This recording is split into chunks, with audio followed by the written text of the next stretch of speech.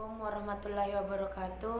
Perkenalkan, nama saya Mirnawati Malik, mahasiswa dari Politeknik Pembangunan Pertanian Goa, kelas 3E, Prodi Budidaya Tanaman Hortikultura. Pada video kali ini, saya akan menjelaskan tentang apa itu pasar output. Saya akan menjelaskan apa itu pasar output. Dan seperti yang kita ketahui, pasar output adalah pasar yang memperjualbelikan barang dan jasa yang merupakan output dari hasil kegiatan produksi. Dan ada dua macam struktur dalam pasar output, yakni pasar persaingan sempurna dan pasar persaingan tidak sempurna. Yang pertama, saya akan menjelaskan tentang pasar persaingan sempurna, di mana kita mengetahui pasar persaingan sempurna itu adalah pasarnya yang memiliki sangat banyak pembeli dan penjual, sehingga secara perseorangan tidak mampu mempengaruhi harga pasar.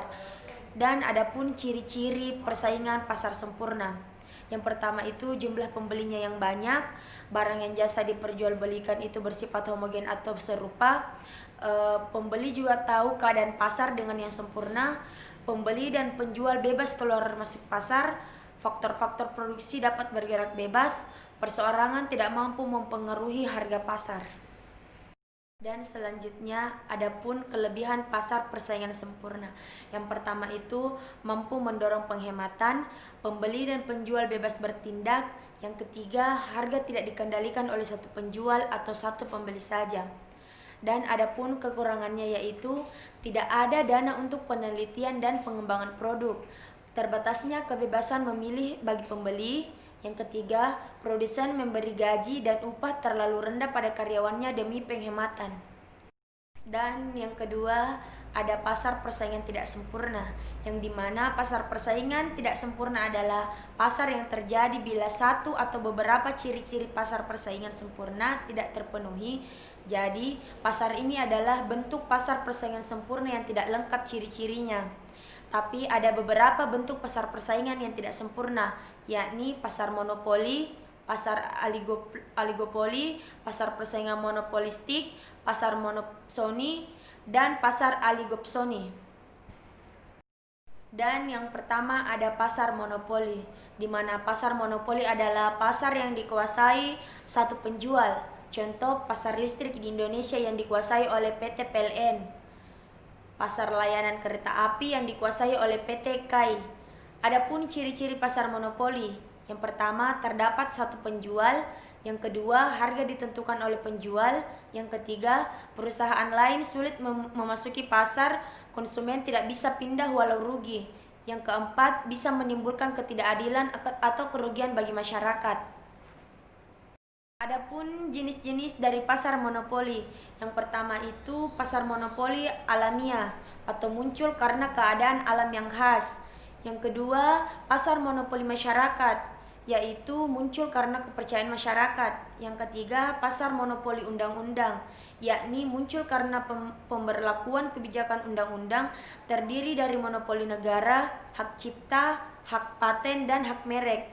Yang keempat, kemampuan efisiensi, yakni muncul karena kemampuan tunggal dalam menghemat biaya produksi. Yang kelima, penguasaan bahan baku, muncul karena suatu pihak menguasai bahan baku.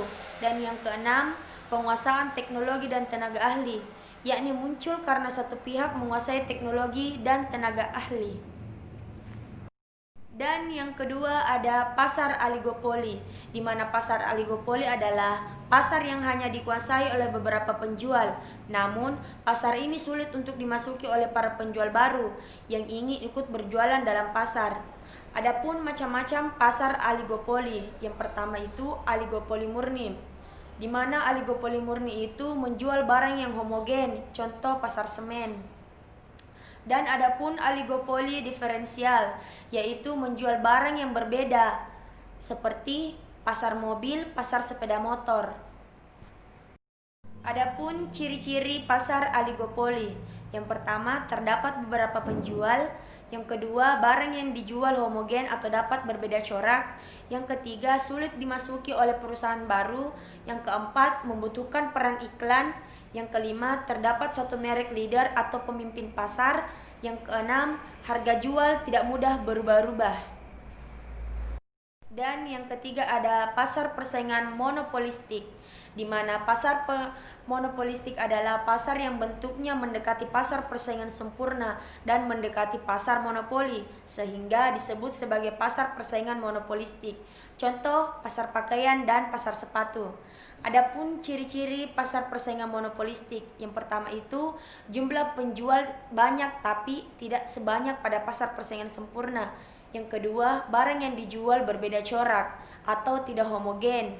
Yang ketiga itu penjual satu produsen harus aktif beriklan.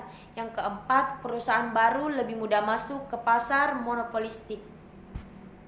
Dan yang keempat ada pasar monopsoni, di mana pasar monopsoni adalah pasar yang dikuasai suatu pembeli saja, namun ada banyak penjual.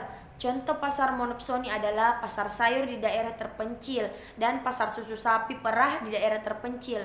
Adapun ciri-ciri pasar monopsoni, yang pertama itu hanya ada satu pembeli, dan yang kedua pembeli bukan konsumen tapi pedagang atau produsen. Yang ketiga itu barang yang dijual berupa bahan mentah. Dan yang ketiga harga sangat ditentukan oleh pembeli. Dan yang kelima ada pasar oligopsoni, yang dimana pasar oligopsoni yakni pasar yang dikuasai oleh beberapa pembeli saja. Contohnya seperti pasar wortel di suatu daerah dengan para penjual wortel yang banyak, tetapi pembelinya hanya sedikit. Adapun ciri-ciri pasar oligopsoni, yang pertama itu terdapat beberapa pembeli. Yang kedua, pembeli bukan konsumen tapi pedagang atau produsen. Yang ketiga itu barang yang dijual merupakan bahan mentah. Yang keempat, harga cenderung stabil. Mungkin hanya itu yang dapat saya sampaikan. Kurang dan lebihnya mohon dimaafkan. Wabillahi taufiq wal hidayah. Wassalamualaikum warahmatullahi wabarakatuh.